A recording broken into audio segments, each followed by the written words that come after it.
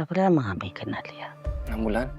Tempoh masa yang matang ke untuk mengenali hati budi seseorang? Kalau itu pilihan dia, itu jodohnya.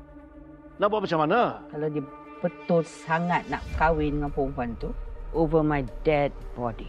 Aku terima nikahnya Siti Nur Emilia binti Sidik dengan mas kahwinnya RM300 tunai. Macam mana penerimaan keluarga awak nanti pada saya? Don't worry about it, don't think about it. Biar saya yang handle.